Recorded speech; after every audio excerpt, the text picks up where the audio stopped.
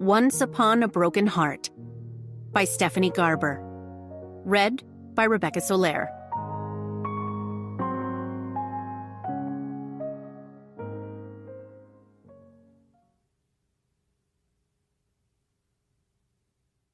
For anyone who has ever made a bad decision because of a broken heart. Warnings and signs. The bell hanging outside the curiosity shop knew the human was trouble from the way he moved through the door. Bells have excellent hearing. But this little chime didn't need any particular skill to catch the crude jangle of the gaudy pocket watch chain at this young man's hip, or the rough scrape of his boots as he attempted a swagger but only succeeded in scuffing the floor of Maximilian's curiosities, whimsies, and other oddities. This young man was going to ruin the girl that worked inside the shop. The bell had tried to warn her. A full 2 seconds before the boy opened the door, the bell rang its clapper. Unlike most humans, this shop girl had grown up around oddities, and the bell had long suspected she was a curiosity as well, though it couldn't figure out exactly what sort. The girl knew that many objects were more than they appeared, and that bells possessed a sixth sense that humans lacked. Unfortunately, this girl, who believed in hope and fairy tales and love at first sight, often misinterpreted the bell's chimes. Today, the bell was fairly certain that she had heard its cautionary ring, but from the way her voice affected an excited edge as she spoke to the young man, it seemed as if the girl had taken the bell's early toll as a serendipitous sign instead of as a warning. Part 1. The Tale of Evangeline Fox. Chapter 1. The Whisper Gazette. Where Will the Broken-Hearted Pray Now? By Cutlass Nightlinger. The door to the Prince of Hearts Church has disappeared. Painted the deep blood red of broken hearts, the iconic entry simply vanished from one of the Temple District's most visited churches sometime during the night, leaving behind an impenetrable marble wall. It's now impossible for anyone to enter the church. Evangeline shoved the 2-week-old newsprint into the pocket of her flowered skirt. The door at the end of this decrepit alley was barely taller than she was, and hidden behind a rusted metal grate instead of covered in beautiful blood-red paint. But she would have bet her father's curiosity shop that this was the missing door. Nothing in the Temple District was this unattractive. Every entry here was carved panels, decorative architraves, glass awnings, and gilded keyholes. Her father had been a man of faith, but he used to say that the churches here were like vampires. They weren't meant for worship. They were designed to entice and entrap. But this door was different. This door was just a rough block of wood with a missing handle and chipped white paint. This door did not want to be found. Yet, it couldn't hide what it truly was from Evangeline. The jagged shape of it was unmistakable. One side was a sloping curve, the other a serrated slash forming one half of a broken heart, a symbol of the fated Prince of Hearts. Finally! If hope were a pair of wings, Evangeline's were stretching out behind her, eager to take flight again. After 2 weeks of searching the city of Valenda, she'd found it. When the gossip sheet in her pocket had first announced that the door from the Prince of Hearts Church had gone missing, few imagined it was magic. It was the scandal sheet's first article, and people said it was part of a hoax to sell subscriptions. Doors didn't simply disappear. But Evangeline believed that they could. The story hadn't felt like a gimmick to her. It had felt like a sign, telling her where to search if she was going to save her heart and the boy that it belonged to. She might not have seen much evidence of magic outside of the oddities in her father's curiosity shop, but she had faith it existed. Her father, Maximilian, had always spoken of magic as if it were real, and her mother had been from the magnificent North, where there was no difference between fairy tales and history. "All stories are made of both truth and lies," she used to say. "What matters is the way that we believe in them." And Evangeline had a gift when it came to believing in things that others considered myths, like the immortal fates. She opened the metal grate. The door itself didn't have a handle, forcing her to wedge her fingers into the tiny space between its jagged edge and the dirty stone wall. The door pinched her fingers, drawing a drop of blood, and she swore she heard its splintered voice say, "Do you know what you're about to step into? Nothing but heartbreak will come from this." But Evangeline's heart was already broken, and she understood the risks she was taking. She knew the rules for visiting fated churches. Always promise less than you can give, for fates always take more. Do not make bargains with more than one fate. And above all, never fall in love with a fate. There were 16 immortal fates, and they were jealous and possessive beings. Before they'd vanished centuries ago, it was said they ruled over part of the world with magic that was as malevolent as it was marvelous. They never broke a bargain, although they often hurt the people they helped. Yet most people, even if they believed the fates were merely myths, became desperate enough to pray to them at some point. Evangeline had always been curious about their churches, but she'd known enough about the mercurial nature of fates and fated bargains to avoid seeking their places of worship. Until 2 weeks ago, when she'd become one of those desperate people the stories always cautioned about. "Please," she whispered to the heart-shaped door, filling her voice with the wild and battered hope that had led her here. "I know you're a clever little thing, but you allowed me to find you. Let me in." She gave the wood a final tug. This time, the door opened. Evangeline's heart raced as she took her first step. During her search for the missing door, she'd read that the Prince of Hearts Church held a different aroma for everyone who visited. It was supposed to smell like a person's greatest heartbreak. But as Evangeline entered the cool cathedral, the air did not remind her of Luke. There were no hints of suede or vetiver. The dim mouth of the church was slightly sweet and metallic. Apples and blood. Goose flesh covered her arms. This was not reminiscent of the boy she loved. The account she'd read must have been wrong. But she didn't turn around. She knew fates weren't saints or saviors, although she hoped that the Prince of Hearts was more feeling than the others. Her steps took her deeper inside the cathedral.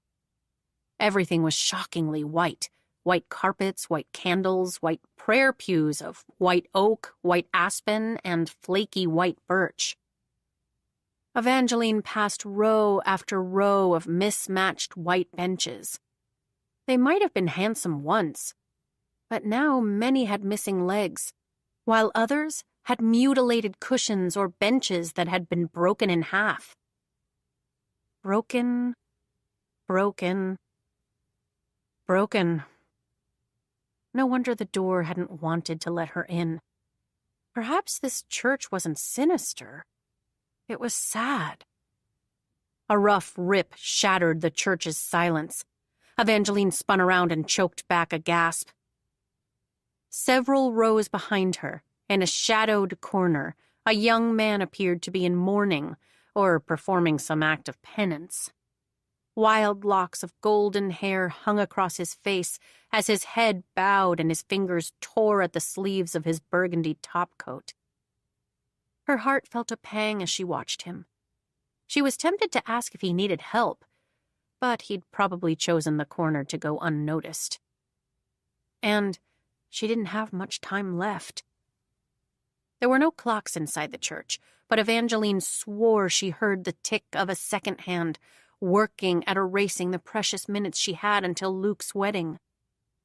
She hurried down the nave to the apse, where the fractured row of benches ceased and a gleaming marble dais rose before her. The platform was pristine, lit by a wall of beeswax candles and surrounded by 4 fluted columns, guarding a larger-than-life statue of the faded Prince of Hearts. The back of her neck prickled. Evangeline knew what he was supposed to look like. Decks of Destiny, which used faded images to tell fortunes, had recently become a popular item in her father's curiosity shop. The Prince of Hearts card represented unrequited love, and it always depicted the fate as tragically handsome, with vivid blue eyes crying tears that matched the blood forever staining the corner of his sulky mouth. There were no bloody tears on this glowing statue, but its face did possess a ruthless kind of beauty, the sort Evangeline would have expected from a demigod that had the ability to kill with his kiss. The prince's marble lips twisted into a perfect smirk that should have looked cold and hard and sharp, but there was a hint of softness to his slightly fuller lower lip. It pouted out like a deadly invitation. According to the myths, the Prince of Hearts was not capable of love because his heart had stopped beating long ago. Only one person could make it work again, his one true love. They said his kiss was fatal to all but her, his only weakness, and as he'd sought her, he'd left a trail of corpses.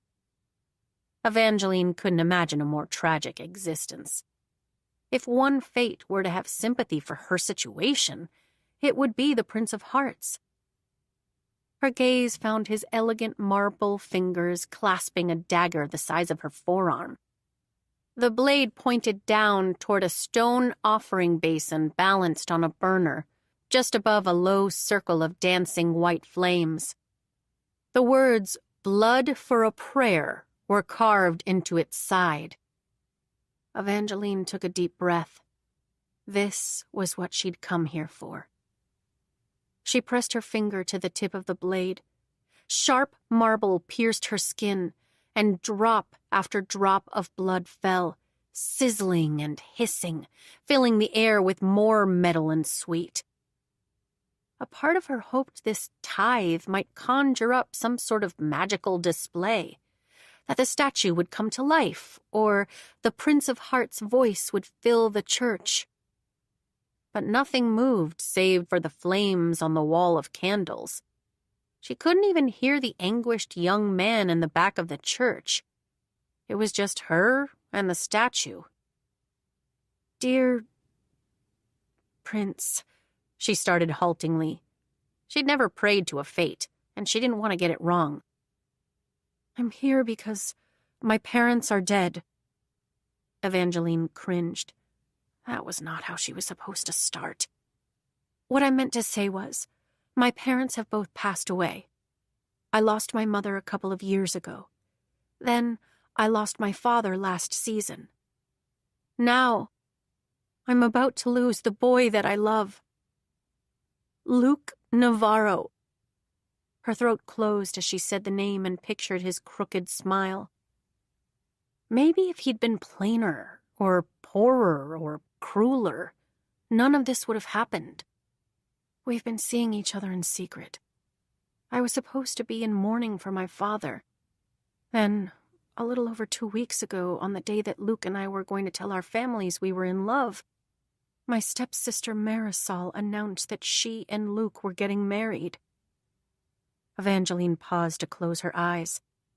This part still made her head spin. Quick engagements weren't uncommon. Marisol was pretty, and although she was reserved, she was also kind. So much kinder than Evangeline's stepmother, Agnes. But Evangeline had never even seen Luke in the same room as Marisol. I know how this sounds, but Luke loves me. I believe he's been cursed. He hasn't spoken to me since the engagement was announced. He won't even see me. I don't know how she did it, but I'm certain this is all my stepmother's doing. Evangeline didn't actually have any proof that Agnes was a witch, and she'd cast a curse on Luke. But Evangeline was certain her stepmother had learned of Evangeline's relationship with Luke, and she'd wanted Luke, and the title he'd someday inherit, for her daughter instead. Agnes has resented me ever since my father died. I've tried talking to Marisol about Luke. Unlike my stepmother, I don't think Marisol would ever intentionally hurt me. But every time I try to open my mouth, the words won't come out, as if they're also cursed or I'm cursed. So I'm here begging for your help. The wedding is today. I need you to stop it. Evangeline opened her eyes. The lifeless statue hadn't changed. She knew statues didn't generally move, yet she couldn't help but think that it should have done something. Shifted or spoken or moved its marble eyes. Please, I know you understand heartbreak. Stop Luke from marrying Marisol. Save my heart from breaking again. Now that was a pathetic speech. 2 slow claps followed the indolent voice, which sounded just a few feet away. Evangeline spun around, all the blood draining from her face. She didn't expect to see him, the young man who'd been tearing his clothes in the back of the church. Although it was difficult to believe this was the same person. She had thought that boy was in agony, but he must have ripped away his pain along with the sleeves of his jacket, which now hung in tatters over a striped black and white shirt that was only halfway tucked into his breeches. He sat on the dais steps, lazily leaning against one of the pillars with his long, lean legs stretched out before him. His hair was golden and messy. His 2 bright blue eyes were bloodshot, and his mouth twitched at the corner, as if he didn't enjoy much. But he found pleasure in the brief bit of pain he'd just inflicted upon her. He looked bored and rich and cruel. Would you like me to stand up and turn around so that you can take in the rest of me? He taunted. The color instantly returned to Evangeline's cheeks. We're in a church. What does that have to do with anything? In one elegant move, the young man reached into the inner pocket of his ripped burgundy coat, pulled out a pure white apple, and took one bite. Dark red juice dripped from the fruit to his long, pale fingers, and then onto the pristine marble steps. Don't do that! Evangeline hadn't meant to yell. Although she wasn't shy with strangers, she generally avoided quarreling with them. But she couldn't seem to help it with this crass young man. You're being disrespectful. And you're praying to an immortal who kills every girl he kisses. You really think he deserves any reverence? The awful young man punctuated his words with another wide bite of his apple. She tried to ignore him. She really did. But it was like some terrible magic had taken hold of her.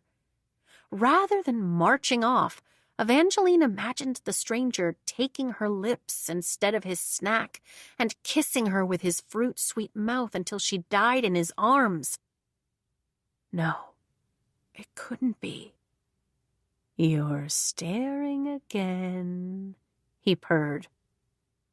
Evangeline immediately looked away, turning back to the marble carving.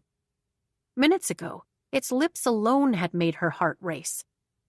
But now, it just seemed like an ordinary statue, lifeless compared to this vicious young man. Personally, I think I'm far more handsome. Suddenly, the young man stood right beside her. Butterflies fluttered to life inside Evangeline's stomach, scared ones, all frantic wings and 2 fast beats, warning her to get out of there, to run, to flee. But she couldn't look away. This close, he was undeniably attractive, and taller than she'd realized. He gave her a real smile, revealing a pair of dimples that briefly made him look more angel than devil. But she imagined even angels would need to beware of him. She could picture him flashing those deceptive dimples as he tricked an angel into losing its wings just so he could play with the feathers. "It's you," she whispered. "You're the Prince of Hearts." Chapter 2. The Prince of Hearts took a final bite of his apple before it dropped to the floor and spattered everything with red. "People who don't like me call me Jax." Evangeline wanted to say that she didn't dislike him, that he'd always been her favorite fate. But this was not the lovesick Prince of Hearts she'd imagined. Jax didn't look like heartbreak come to life. Was this all a nasty joke? The Fates had supposedly disappeared from the world centuries ago. Yet everything Jax wore, from his untied cravat to his tall leather boots, were of the latest fashion. Her eyes darted around the white church as if Luke's friends might jump out at any moment to have a laugh. Luke was the only son of a gentleman, and though he never acted as if that mattered with Evangeline, the young men he kept company with considered her beneath them. Evangeline's father had owned several shops across Valenda, so she'd never been poor. But she wasn't from the uppity tier of society like Luke. "If you're searching for the way out because you've come to your senses, I won't stop you." Jax folded his hands behind his golden head, leaned back against the statue of himself, and grinned. Her stomach dipped in warning, telling her not to be deceived by his dimpled smile or the torn clothes. This was the most dangerous being she'd ever met. Evangeline didn't imagine he would kill her. She would never be foolish enough to let the Prince of Hearts kiss her. But she knew that if she stayed and made a deal with Jax, he would forever destroy some other part of her. And yet, if she left, there would be no saving Luke. "What will your help cost me?" "Did I say I would help you?" His eyes went to the cream ribbons trailing up from her shoes to wrap around her ankles until they disappeared under the hem of her eyelet dress. It was one of her mother's old gowns, covered in a stitched pattern of pale purple thistles, tiny yellow flowers, and little foxes. The corner of Jack's mouth twisted distastefully, and stayed that way as his gaze continued up to the ringlets of hair she'd carefully curled with hot tongs that morning. Evangeline tried not to feel insulted. From the brief experience she had with this fate, she didn't imagine most things found his approval. "What color is that?" He waved vaguely toward her curls. "It's rose gold," she answered brightly. Evangeline never let anyone make her feel bad about her unusual hair. Her stepmother was always trying to get her to color it brown. But Evangeline's hair, with its waves of soft pink streaked through with pale gold, was the thing she liked best about her appearance. Jax cocked his head to the side, still observing her with a scowl. "Were you born in the Meridian Empire or in the North?" "Why does that matter?" "Call it curiosity." Evangeline resisted the urge to return his scowl. Normally, she loved answering this question. Her father, who'd liked to make Evangeline feel as if her whole life were a fairy tale, had always teased that he'd found her packed up in a crate along with other oddities that had been delivered to his shop. That's why her hair was pixie pink, he'd always said, and her mother had always nodded with a wink. She missed the way her mother winked and her father teased. She missed everything about them. but she didn't want to share any of their pieces with Jax. She managed a shrug instead of a verbal reply. Jack's brows slashed down. You don't know where you were born? Is it a requirement to get your help? He looked her over again, eyes lingering on her lips this time. Yet he didn't regard her as if he wanted to kiss her. His appraisal was too clinical. He looked at her mouth the way someone might study wares in one of her father's shops, as if her lips were a thing that could be purchased, a thing that could belong to him. How many people have you kissed? He asked. A tiny bolt of heat struck Evangeline's neck. She'd worked in her father's curiosity shop since she was 12. She hadn't exactly been raised like a proper young lady. She wasn't like her stepsister, who was taught to always keep 3 feet away from a gentleman and to never talk about anything more controversial than the weather. Her parents had encouraged Evangeline to be curious and adventurous and friendly. But she wasn't bold in every way. Certain things made her nervous, and the way the Prince of Hearts kept staring at her mouth was one of those things. I've only kissed Luke. That is pathetic. Luke is the only person I want to kiss. Jack scratched his sharp jaw, looking doubtful. I'm almost tempted to believe you. Why would I lie? Everyone lies. People think I'm more likely to help if they're after something noble like true love. A hint of derision crept into his voice, chipping away a little more at the Prince of Hearts she'd imagined. But even if you do really love this boy, you're better off without him. If he loved you back, he wouldn't be marrying someone else. End of story. You're wrong! Her voice held the same conviction as her heart. Evangeline had questioned her relationship with Luke after his abrupt engagement to Marisol, but the question was always answered with months of meaningful memories. The night Evangeline's father had died, the night her heart wouldn't stop pounding or hurting.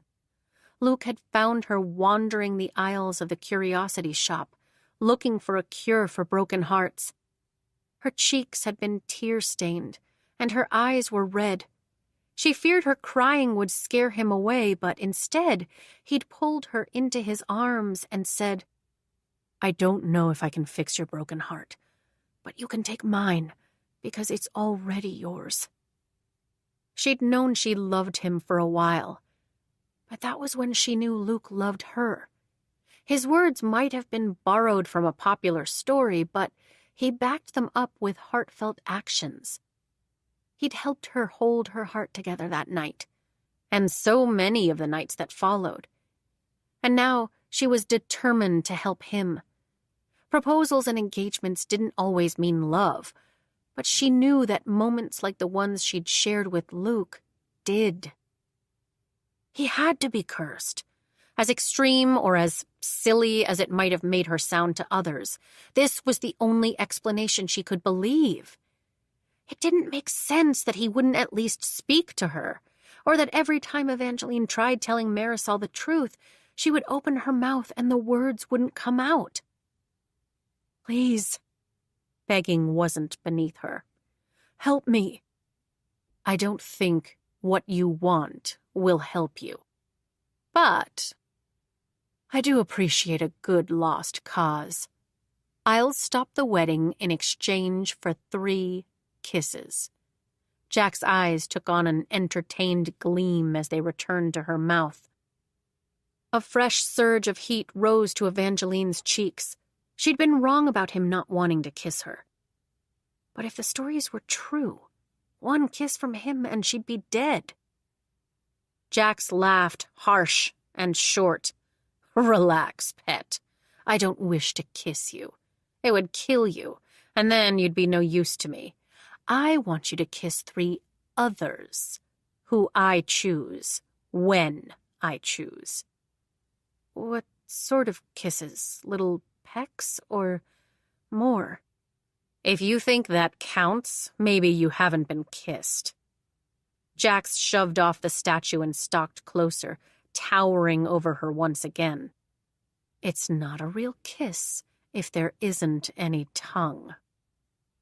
The blush she'd been fighting burned hotter until her neck and her cheeks and her lips all caught fire.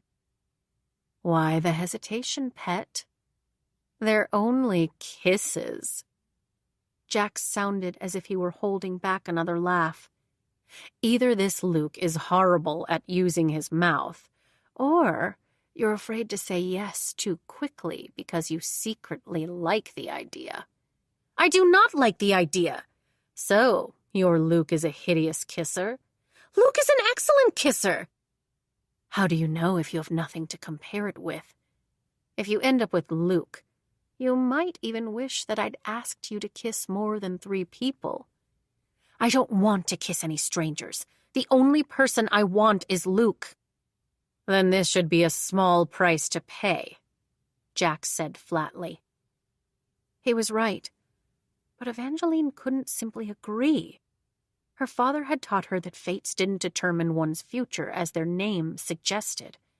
Instead, they opened doors into new futures. But doors opened by fates didn't always lead where people expected.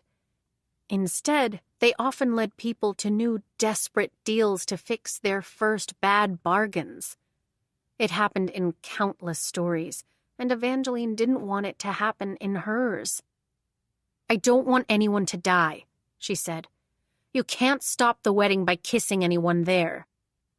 Jax looked disappointed. Not even your stepsister? No! He brought his fingers to his mouth and toyed with his lower lip, covering half of an expression that could have either been irritation or amusement.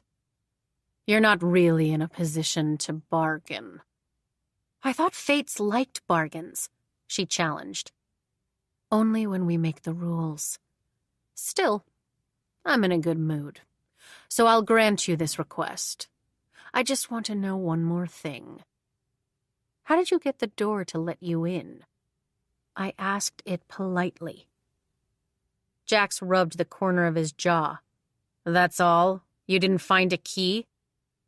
I didn't even see a keyhole, she answered honestly. Something like victory glimmered in Jack's eyes. Then he captured her wrist and brought it up to his cold mouth. What are you doing? She gasped. Don't worry, I'm still not going to kiss you. His lips brushed over the delicate underside of her wrist. Once, twice, 3 times. It was barely a touch, and yet there was something incredibly intimate about it. It made her think of the other stories that said his kisses might have been fatal, but they were worth dying for. Jack's cool mouth dragged intentionally back and forth over her racing pulse, velvety and gentle, and his sharp teeth dug into her skin. She cried out, You bit me! Relax, pet, I didn't draw any blood. His eyes shone brighter as he dropped her arm. She ran a finger over the tender skin he'd just sunk his teeth into.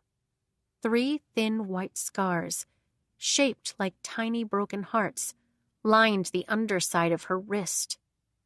1 for each kiss. When do... Evangeline looked up, but the Prince of Hearts was already gone. She didn't even see him leave. She just heard the door to the church slam shut.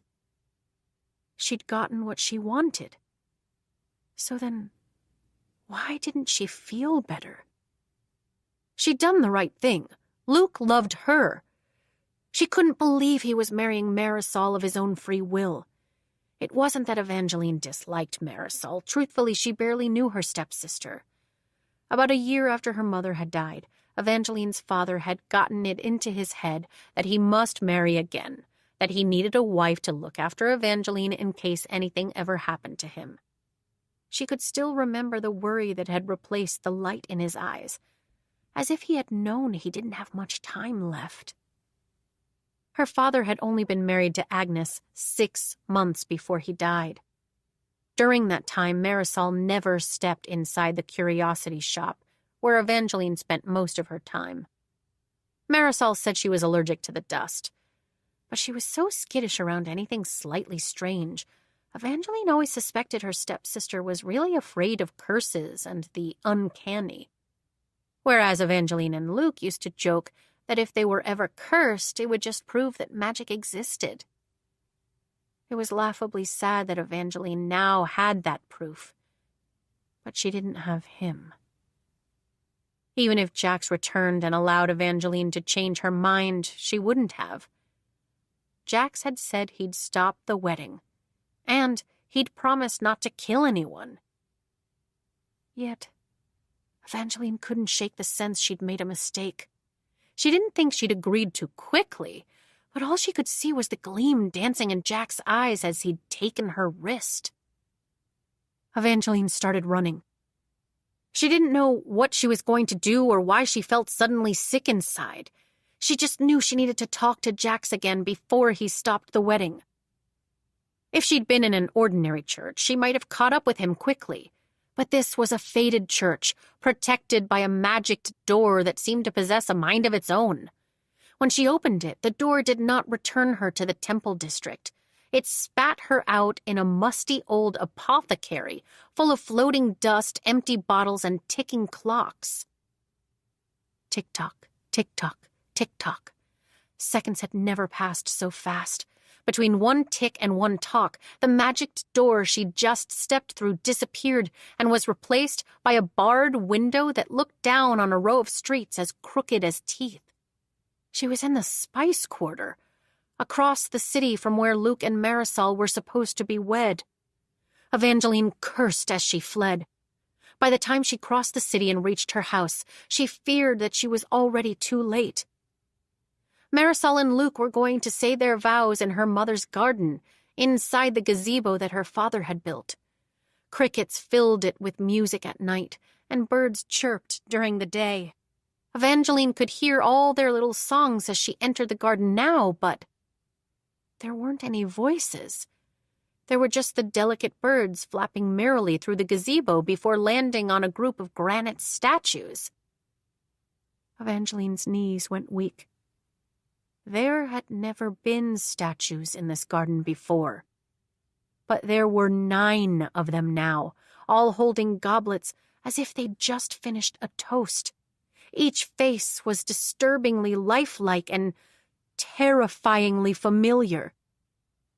Evangeline watched in revulsion as a buzzing fly landed on the face of a statue that looked just like Agnes before flitting off and alighting on one of Marisol's granite eyes. Jax had stopped the wedding by turning everyone to stone. Chapter 3. Horror raced through Evangeline's veins. The fly buzzed off, and a gray bird, the same dull color as the statues, found the wreath of flowers in Marisol's hair and began pecking. Evangeline and Marisol might not have been close, and maybe Evangeline was more jealous of her stepsister than she'd wanted to admit. But Evangeline had only wanted to stop her wedding. She hadn't wanted to turn her to stone. It hurt to breathe when Evangeline faced Luke's statue. Usually, he appeared so carefree, but as stone, his face was frozen in alarm. His smooth jaw was rigid, his eyes were tight, and a crease formed between his granite brows. He was moving. His stone lips parted next as if he were fighting to speak, to tell her something. In another minute, he'll stop twitching. Evangeline's gaze shot toward the back of the gazebo. Jax leaned casually against a trellis covered in cloud-burst blue flowers and bit into another brilliant white apple. He looked half-bored, young noble, half-wicked demigod. "What have you done?" Evangeline demanded. "Exactly what you asked." Another bite of his apple. "I made sure the wedding didn't happen." "You need to fix it." "Can't." His tone was laconic, as if he'd already grown tired of this conversation. "A friend of mine who owed me a favor did this. The only way it can be undone is if someone takes their place." Jax cut a look toward a patch of grass next to the gazebo, where a brass goblet rested on an aged tree stump. Evangeline stepped closer to the drink. "What are you doing?" Jax shoved off the trellis, no longer indifferent, as Evangeline eyed the chalice. If she drank from it, would it fix everything? "Don't even think about it." His voice turned sharper. "If you drink that and take their place, no one is going to save you. You'll be stoned forever." "But I can't leave them like this." Although part of Evangeline agreed with Jax. She didn't want to become a garden statue. She couldn't even bring herself to pick up the goblet as she read the words etched onto its side. "Poison. Do not drink me." The smell of sulfur wafted from it, and she wasn't even sure she could drink the foul liquid. But how could she live with herself if she let them all remain cursed? Evangeline's eyes shot from the birds still pecking at Marisol's wedding crown, then back to Luke and his frozen plea for help.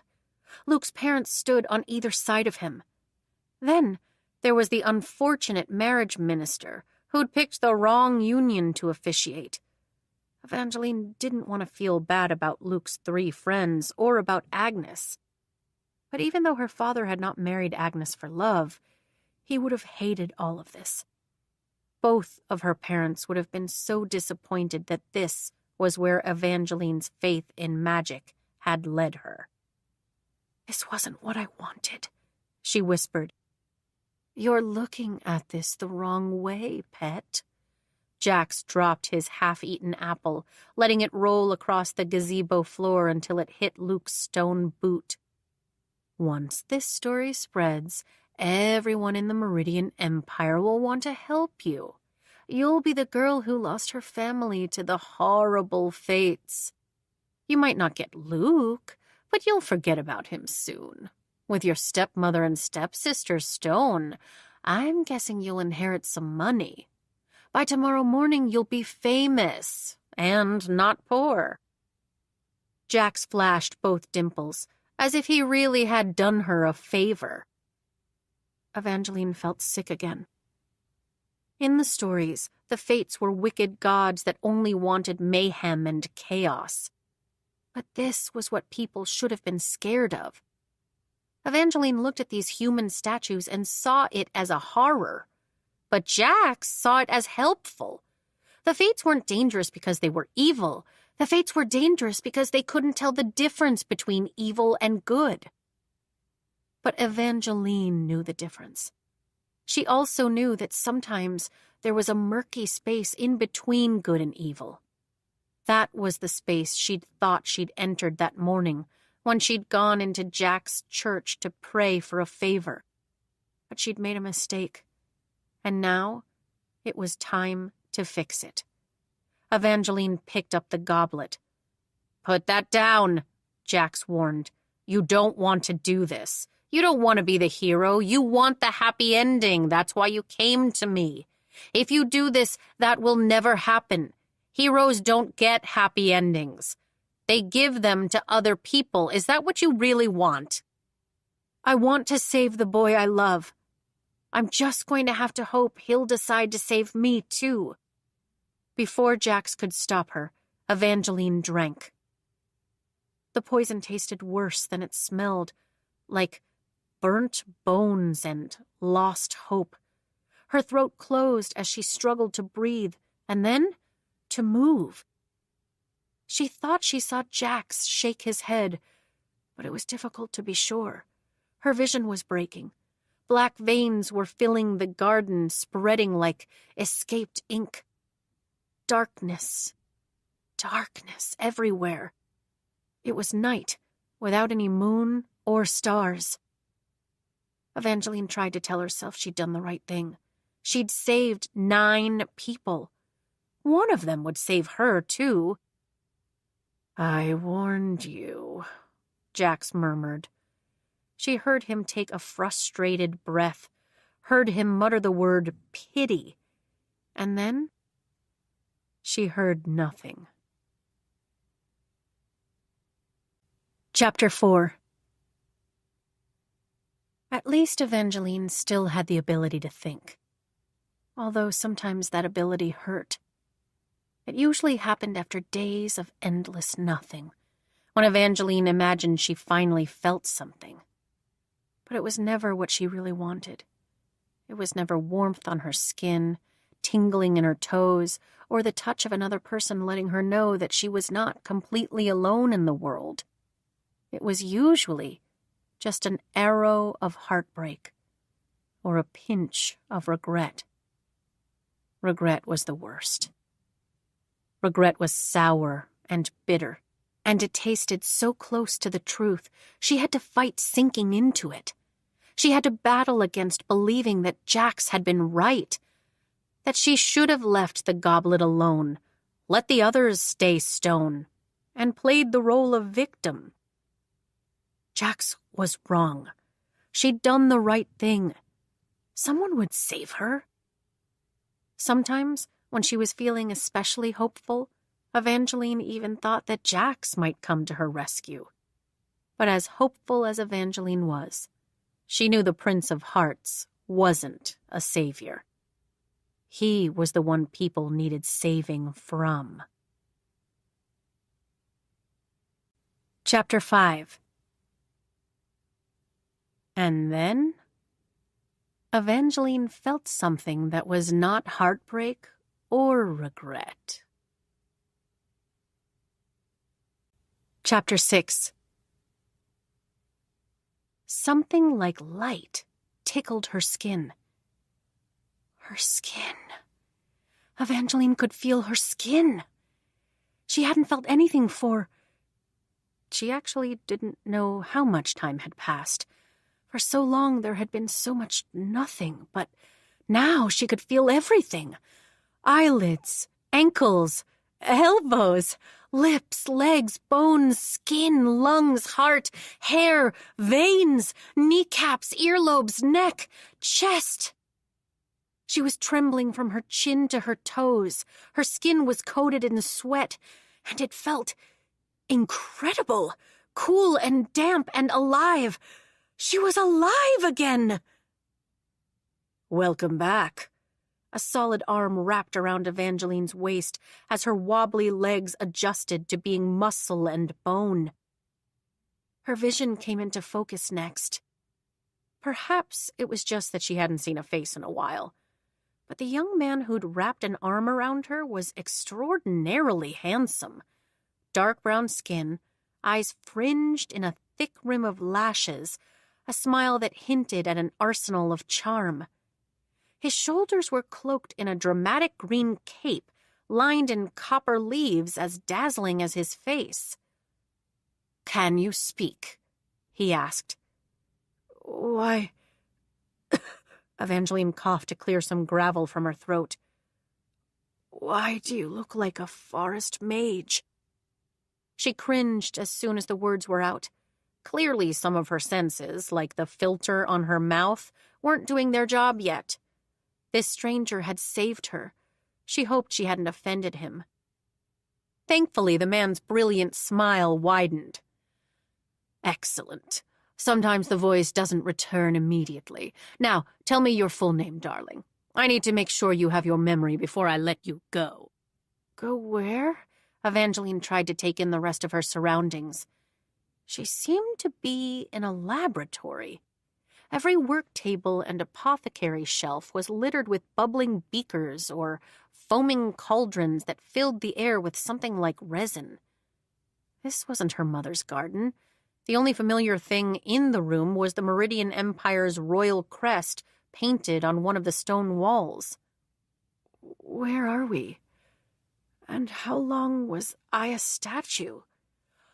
"Only about 6 weeks. I'm the palace potion master, and you're in my most excellent lab. But you can leave as soon as you tell me your name." Evangeline took a moment to collect her thoughts. 6 weeks meant they were in the middle of the hot season. Not too devastating a loss. It could have been 6 years or 60. But if it had only been 6 weeks, why was no one there to greet her?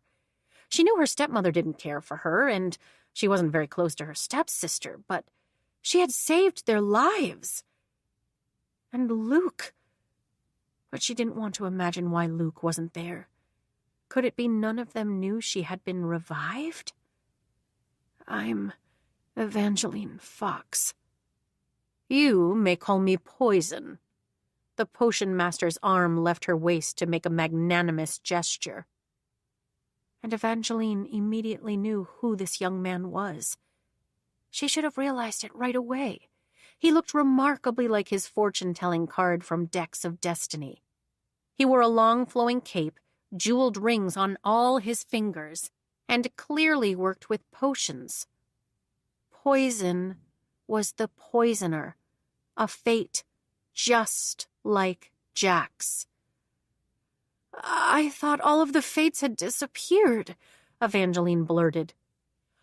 We recently made a grand return, but that's not what this story is about. Poison's face drew eerily still, warning her this was not a subject he wanted to discuss. Evangeline might have still been groggy, but she knew better than to push, despite all the questions this revelation prompted. Poison's reputation wasn't as deadly as Jack's. According to the myths, he didn't usually hurt anyone directly, but he created toxic tonics, peculiar potions, and strange serums for others, who sometimes put them to terrible use. Evangeline peered at the goblet still in her hands. Poison, do not drink me.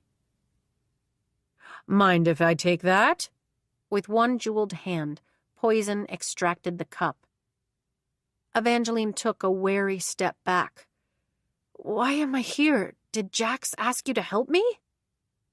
Poison laughed, turning his expression friendly once again. I'm sorry, darling, but Jax has probably forgotten all about you. He found some trouble during the weeks you were stone. I can assure you he won't be returning to Valenda. Evangeline knew she shouldn't be curious.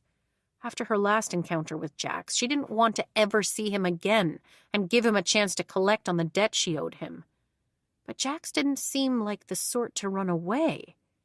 He couldn't be killed, unless that part of his history wasn't true and fates weren't entirely immortal. What type of trouble did Jax get into? She asked. Poison squeezed her shoulder in a way that made Evangeline think the word trouble was putting whatever happened with Jax mildly. If you have any sense of self-preservation, you'll forget about him. Don't worry, Evangeline said. I have no desire to see Jax ever again. Poison raised a skeptical brow. You may say that, but once you step through the door to our domain, it's nearly impossible to return to the ordinary. Most of us have fled this city, so you probably won't run into any other fates by chance. But now that you've gotten a taste of our world, your life will start to feel bland. You'll be drawn to our kind. Even if you never want to see Jax again, you'll gravitate toward him until you fulfill the deal you've made with him. But if you desire a chance at happiness, fight the pull. Jax will only lead to your destruction. Evangeline's mouth screwed into a frown. She didn't disagree, but she also couldn't understand why a fate would give her this warning. I'll never comprehend humans, Poison sighed. All of you seem to welcome our lies, but you never like it when we tell the truth. Maybe it's difficult to believe a fate would want to help a human out of the goodness of their heart? What if I told you I'm being self-serving? Poison took a sip from his goblet. Valenda is my home. I'd rather not be forced to flee to the north for misbehaving like the others. I don't like what the magic there does to my abilities, and it's too cold. So I'm trying to be helpful to the crown. Now, go on. There are others waiting in the great room to see you. Poison turned her toward a set of spiral stairs, where Evangeline got a whiff of one of the most delicious scents, pink sugar bell cake. Her stomach growled. She hadn't realized how famished she was. After thanking Poison, she climbed the steps. Within seconds, the air grew even sweeter, and the world turned bright in a way that made her feel as if her life before now had been dull. The great room appeared to be made of glimmer and light. Golden chandeliers shaped like crowns reigned over gilded tables, harps and grand pianos with golden keys. Yet it was the sight of all the people that made her forget how to breathe. So many people, all clapping and smiling and grinning at her. Evangeline was friendly with many from her father's curiosity shop, and it seemed as if every one of them was there to welcome her back. It was touching and warming, but also a little odd that so many people were present. "Hello, lovely," called Ms. Mallory, who collected maps of fictional places. "I have so much to tell you about my grandson." "I can't wait to hear," Evangeline replied before accepting a handshake from a gentleman who always ordered obscure foreign cookbooks. "I'm so proud of you," called Lady Vane, who favored pots of disappearing ink.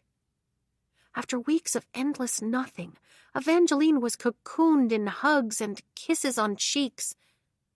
And yet, her heart dipped as she failed to find Luke among the crowd. Her stepsister stood somewhat to the side, and Luke wasn't with her either. But Evangeline didn't feel the relief that she would have expected at not finding them together. Did he not know about this gathering? Or was there another reason Luke had chosen not to attend? Marisol's expression was difficult to read. She was wobbling on her feet and trying to keep a fly from landing on the sparkling pink sugar bell cake in her hands.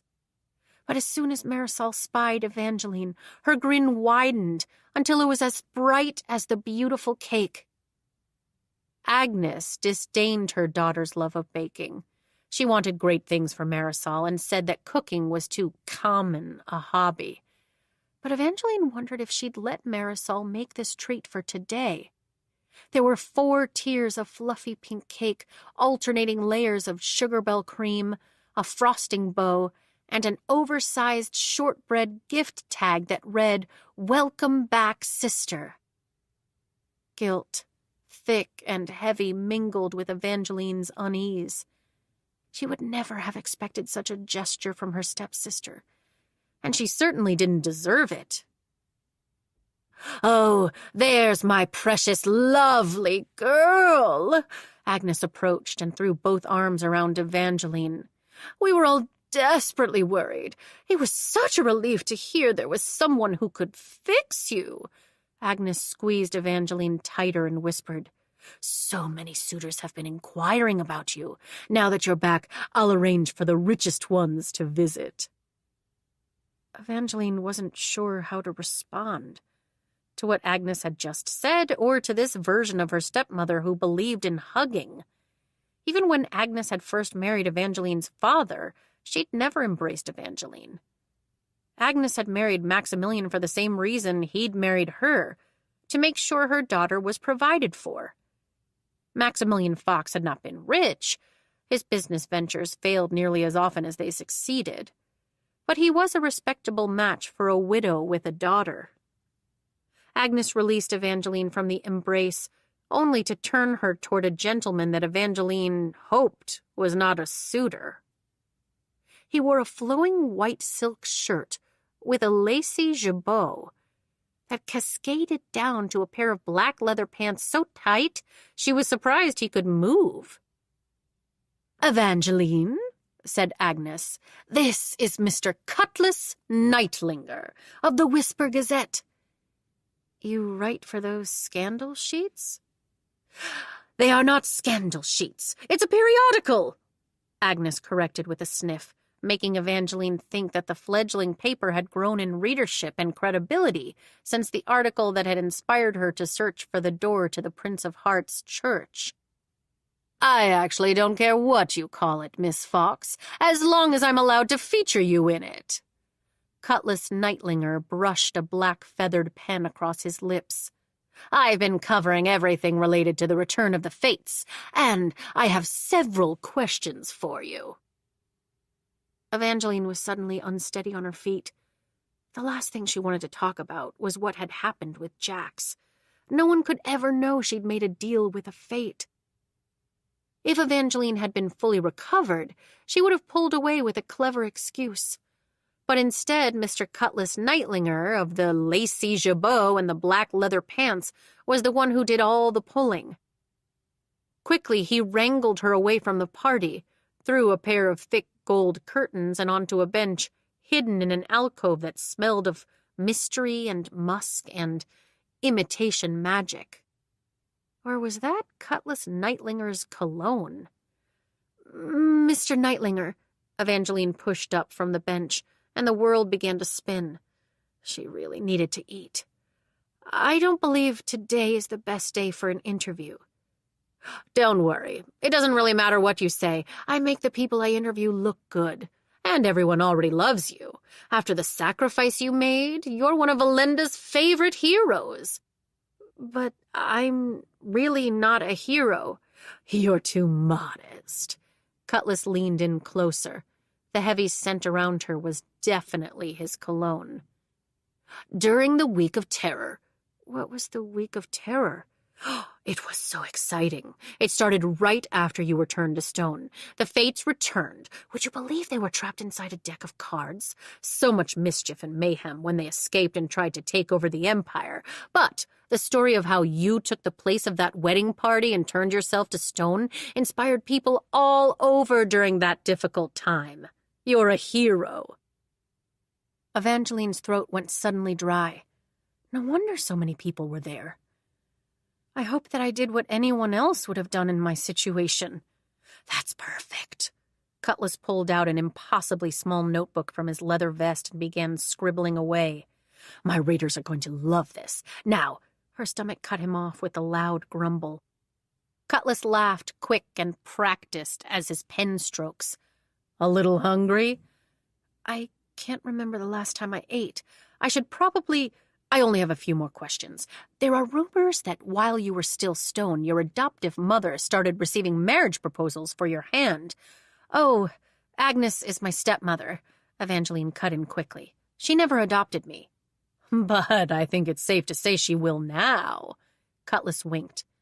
Your star will only continue to rise, Miss Fox. Now, may I have a parting word of advice for all your admirers? The word admirers left a bad taste on Evangeline's teeth.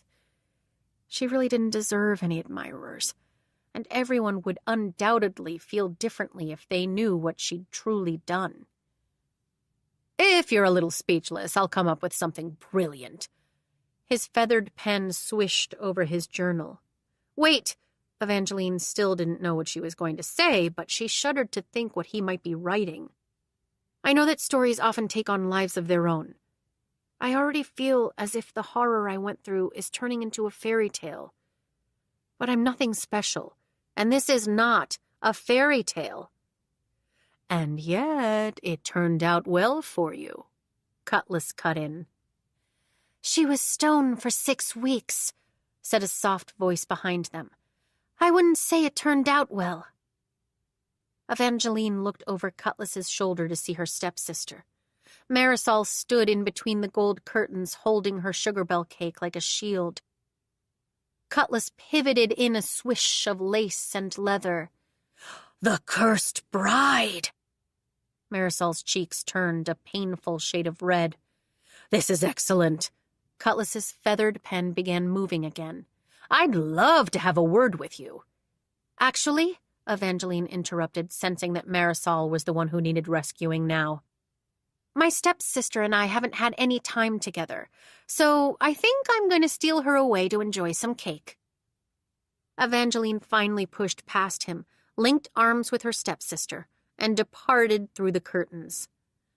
Thank you. Marisol clung tighter to Evangeline, and though they'd never been much for linking arms before, Evangeline felt as if her stepsister had grown thinner. Marisol had always been slender like her mother, but today she felt fragile. And her skin was almost waxen in its paleness, which could have been from interacting with Cutlass. But there were also circles beneath her light brown eyes that looked as if they'd been there for days. Or maybe weeks. Evangeline stopped abruptly before they rejoined the rest of the gathering. Earlier, she'd wondered why Luke wasn't there. But now she felt afraid of the answer. Marisol, what's wrong? And where is Luke? Marisol shook her head. We shouldn't talk about this now. This is your happy day. I don't want to spoil it. You made me a cake and saved me from the king of scandal sheets. I think you're actually the hero. Marisol's eyes welled with tears, and Evangeline felt a knife twist inside her. What is it? Evangeline pressed. What's the matter? Marisol worried her lip between her teeth. It happened 4 weeks ago, when Luke and I decided we'd try to get married again. They tried to get married again when she was still stone? This time, the knife inside Evangeline felt as if it were drawing blood. The news shouldn't have wounded her so much. When she hadn't seen Luke waiting for her in Poison's laboratory or at the welcome party, she'd imagined that nothing had changed between them. But it still hurt to hear he hadn't even mourned her. That a mere 2 weeks after she'd been turned to stone, he'd planned another wedding. We thought we would be safe because the week of terror had ended. But on his way to the wedding, Luke was attacked by a wild wolf. Wait, what? Evangeline stammered. Valinda was a bustling port city. The largest animals it had were dogs, followed by the feral cats that prowled the docks for mice. Valinda didn't have wolves. No one knows where the wolf came from, Marisol said miserably. The physician told us it's a miracle Luke survived. But I'm not sure he really did. He was badly mauled. Evangeline's legs lost their bones. She tried to open her mouth, to say that at least he was alive. As long as he was still alive, it would be all right. But the way Marisol spoke, it was almost as if he were dead. It's been weeks.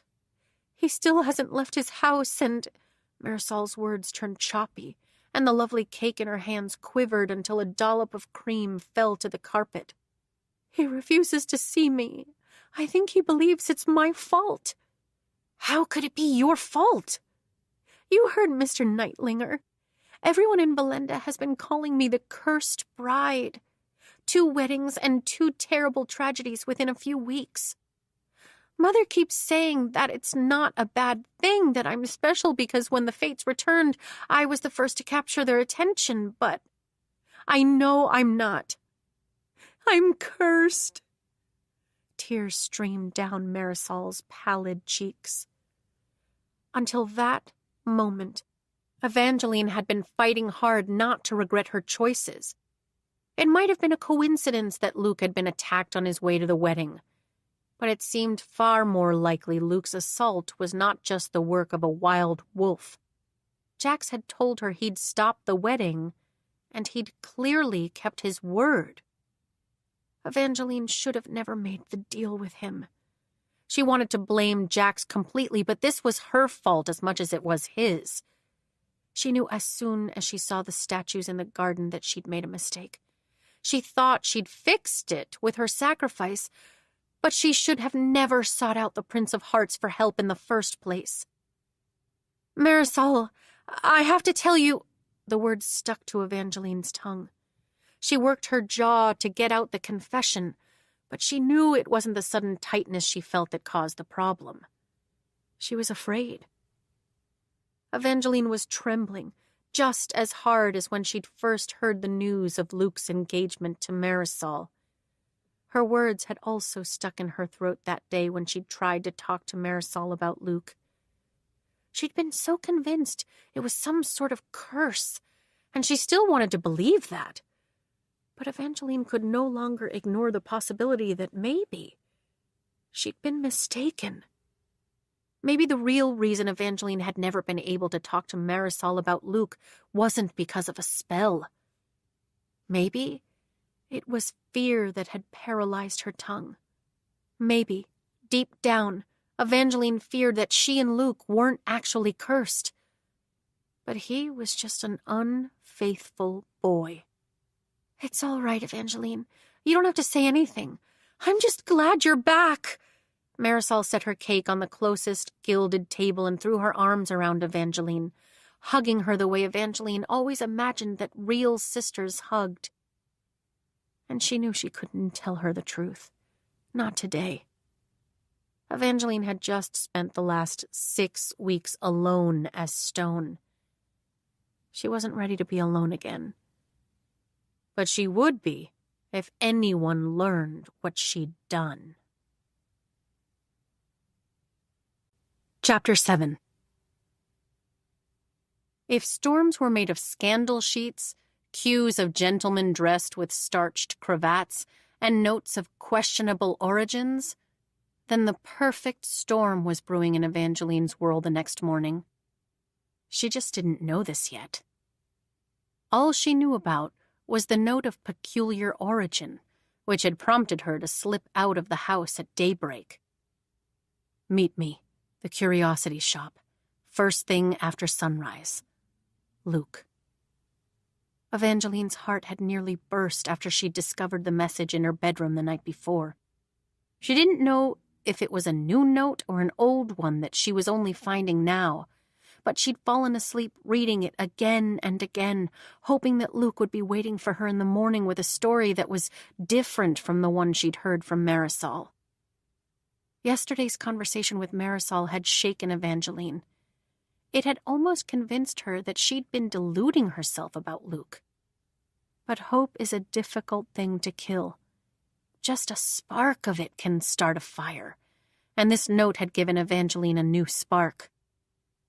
Her father had owned 4.5 shops across Valenda. He'd been the silent half-partner of a tailor that sewed weapons into clothing. He'd built a secret bookshop, only accessible via secret passage. Then there was his store in the Spice Quarter, covered in decorative wanted posters with captions that read like short, outlandish crime stories. His third shop was a secret, even from Evangeline, and his fourth store was her favorite place of all, Maximilian's Curiosities, Whimsies, and Other Oddities. This was the store where Evangeline had started working as soon as her father had allowed it. He used to tell customers that everything inside was almost magical. But Evangeline had always believed that some of the items that passed through his shop really were enchanted. She'd often tracked down chess pieces that had wandered from their boards, and sometimes the paintings wore different expressions from those they'd had the day before.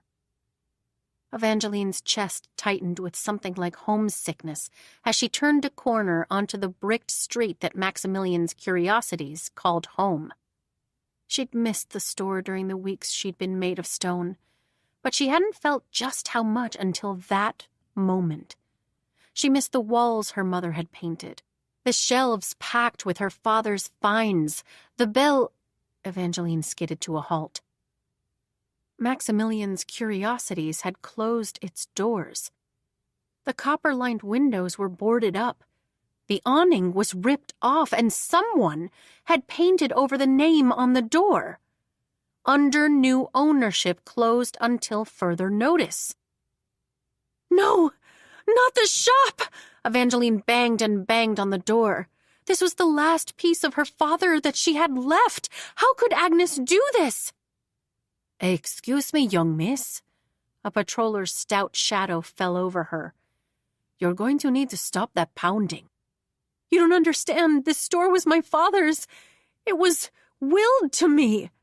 Evangeline continued knocking, as if the door might magically open, as if Luke were waiting on the other side, as if she hadn't just lost the last piece of her parents. How long has it been closed? I'm sorry, miss. I think it shut nearly 6 weeks back, and— The young patrolman's face lit up. Fallen stars! It's you! You're Valenda's sweetheart savior! He paused to smooth back his hair. If you don't mind me saying so, miss, you're even prettier than the papers say. Do you know where I can get one of those applications? Applications for what?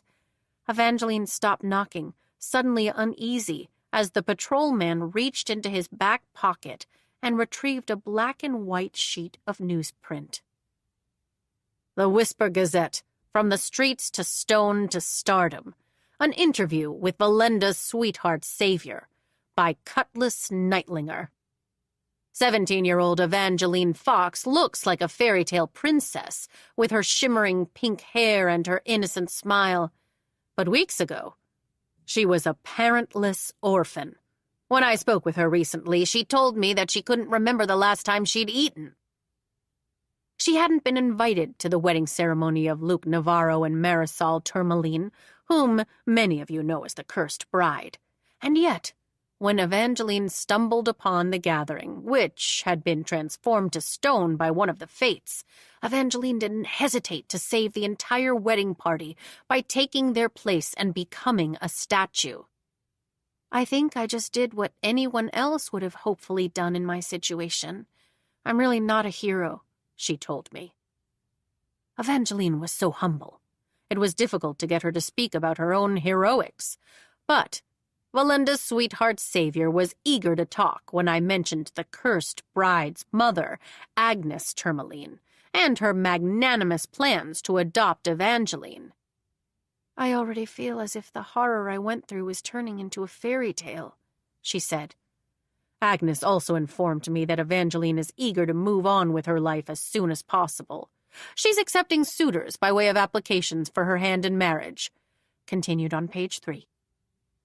Oh, my. Evangeline gave the patroller an unsteady smile. I'm sorry, this paper is mistaken. I'm not looking for suitors. She cringed at just using the word. It didn't surprise her.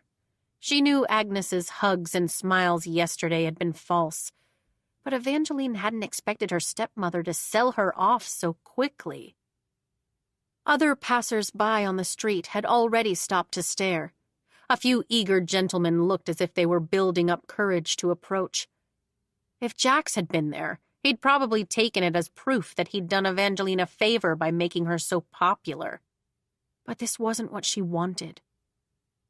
Evangeline threw the scandal sheet in the closest trash bin and looked once more at Luke's note. The message was old. She knew that now. He wouldn't have asked her to meet at the shop knowing it was shuttered. Evangeline didn't want to cry so much as she wanted to find a way back in time, to before Agnes, to before Luke, to before she'd lost both her parents. She just wanted one more hug from her father, one more moment of her mother smoothing her hair. The pain she felt at missing Luke wasn't even a scratch in comparison to the absence of her mother and father. She still wanted Luke, but what she really wanted was the life and all the love that she'd lost. It was difficult not to feel heartsick as Evangeline trudged back to a house that hadn't been home since her father had died. Normally, she adored the city.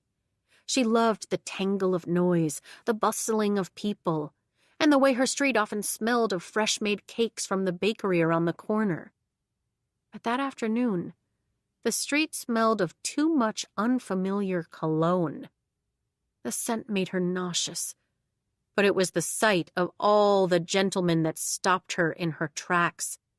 Decked out in their finest coats and capes and hats, the men lined the street to her house, where Agnes stood on the doorstep, happily receiving flowers, compliments, and paper pages.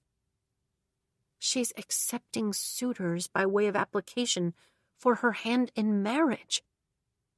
Evangeline's hands curled into fists. A fraction of the men were almost attractive, but many of them were the age her father had been, or older. She might have turned around if she had somewhere else to go, but thanks to Agnes, the curiosity shop was closed. And Evangeline found she was more in the mood to fight than to run. She marched toward the house with a demure smile. "Oh, there she is," Agnes cooed. But Evangeline didn't give her the chance to say anything else. She quickly turned to the gentleman, raised her voice, and said, "Thank you all for coming, but I wish to turn everyone away." She paused and theatrically pressed the back of her left hand to her forehead and closed her eyes, mimicking a move she'd once seen in a tragic street play with her father.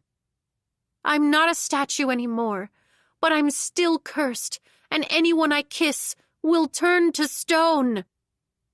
Murmurs erupted everywhere. "Stone? Cursed? I'm getting out of here."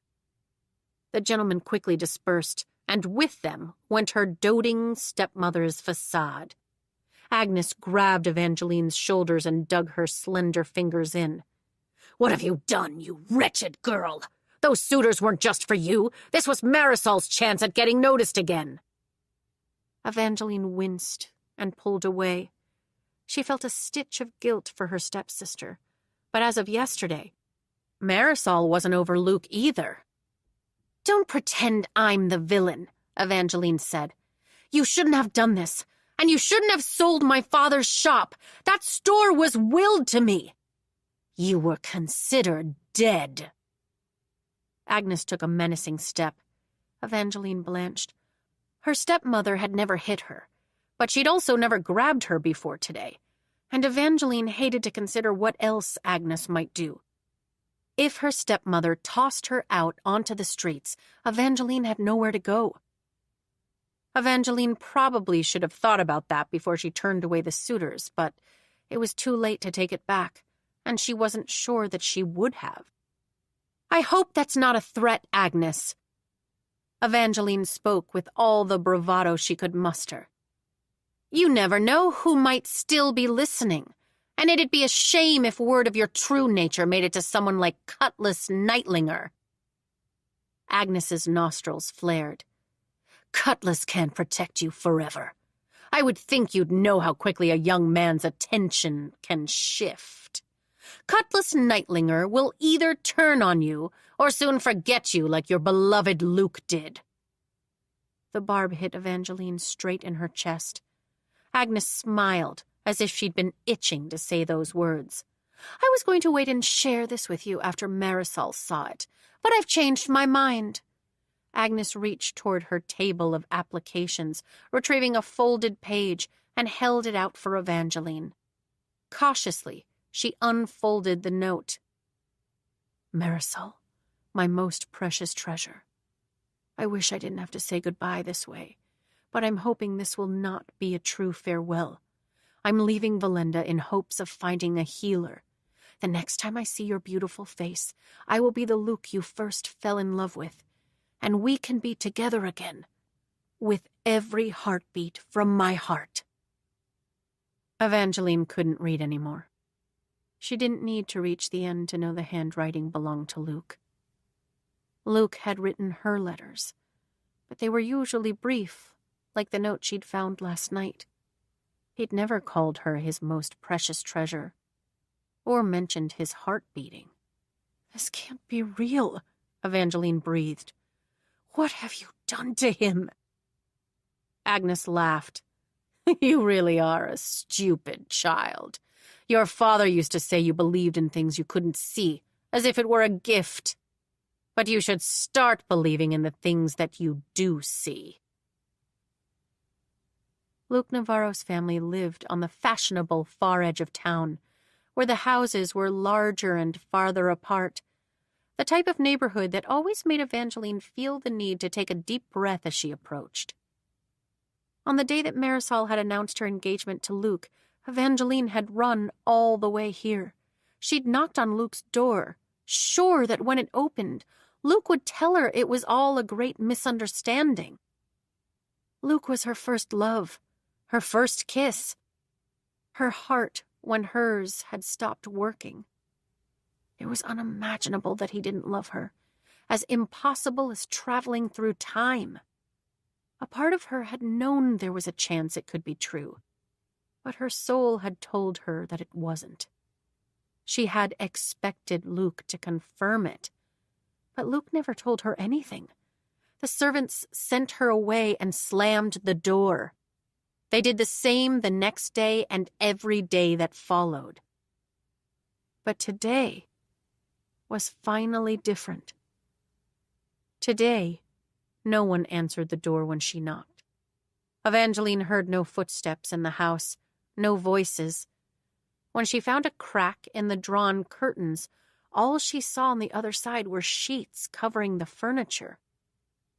Luke and his family had left, just as Luke's note had said.